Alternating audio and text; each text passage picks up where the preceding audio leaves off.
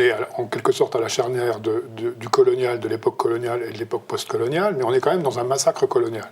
Et dans tous les massacres coloniaux, le 17 octobre, c'est une sorte d'aboutissement d'une situation coloniale qui est faite aux Algériens, y compris en France, à une immigration qui est devenue collectivement un ennemi de l'intérieur depuis le début de la guerre de libération, mais qui est racisée aux yeux de beaucoup de Français par 132 ans de colonisation auparavant.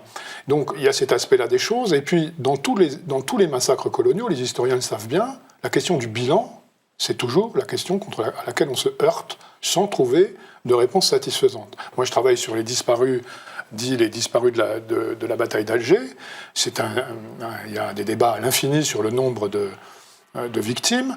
Alors, à Paris, en 1961, on n'est pas tout à fait dans la même situation qu'à Alger en 1957. Il y a encore quelques contre-pouvoirs, une presse, une opposition, même si tout ça est bien amoindri par le contexte de guerre. Mais en fait, dès avant la guerre d'Algérie, la vie des Algériens en France compte peu.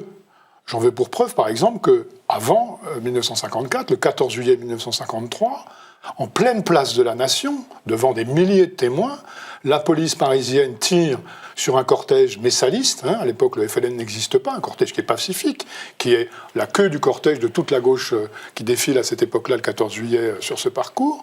Elle tire à balles réelles, elle tue 6 Algériens, plus un militant français de la CGT, et elle le fait en toute impunité. Et elle sait qu'elle le fait en toute impunité. C'est-à-dire que le système d'impunité qu'on voit fonctionner à son paroxysme le 17 octobre, il est déjà en place depuis longtemps.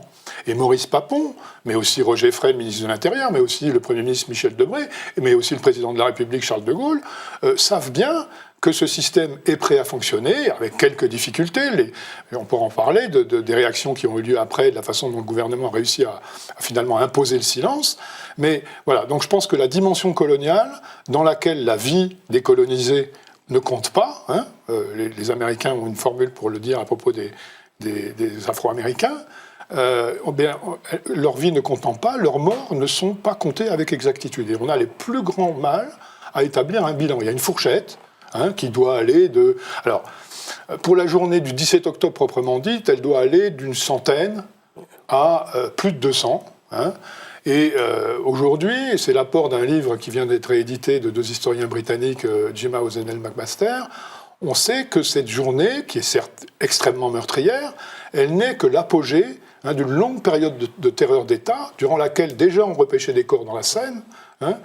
Samia l'a dit, durant laquelle les Algériens sont victimes d'un harcèlement, d'une grande violence, de descente de police dans les bidonvilles, durant laquelle... alors, le contrôle au faciès est absolument quotidien. Le moins qu'on risque à ce moment-là, c'est de voir ces papiers d'identité déchirés symboliquement par les policiers. Donc, tout ça est déjà en place.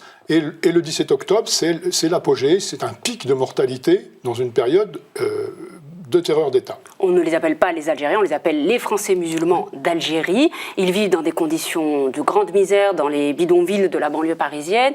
Ils sont déjà effectivement, comme vous dites, très criminalisés et déjà très marginalisés. Je voudrais qu'on écoute l'un des organisateurs de cette manifestation, Ali Haroun, qui fut l'un des responsables de la Fédération de France du FLN, du Front de Libération Nationale, le parti qui s'est battu pour l'indépendance de l'Algérie, qui ne s'attendait absolument pas à un tel carnage, mais à des arrestations. On savait que Papon avait donné l'ordre ou l'autorisation à sa police d'aller plus loin que nécessaire en disant pour un coup reçu on en donnera 10, avec les Algériens réglez vos problèmes, vous serez toujours couverts. Ça on le savait. Mais lorsque nous nous sommes réunis pour décider du 17 octobre, ça n'était pas une initiative du comité fédéral. Vous savez, rarement le comité fédéral a pris des initiatives. C'est sur la base des rapports mensuels qui venaient de la base que le comité fédéral prenait les mesures. Autrement dit, les mesures étaient décidées par le haut, mais sur proposition de la base. Mais on ne pensait pas que la répression allait être aussi féroce. D'ailleurs, je vous dirais, je me souviens parfaitement, parce que c'est moi qui étais chargé d'écrire de ma main les directives, mais je les avais écrites, et je me souviens, ordre est donné de faire une démonstration pacifique avec hommes, femmes, enfants, et interdiction d'avoir une arme à feu, interdiction même d'avoir une arme blanche, interdiction d'avoir des bâtons ou autres. Tout ce qui pouvait être considéré comme arme était interdit.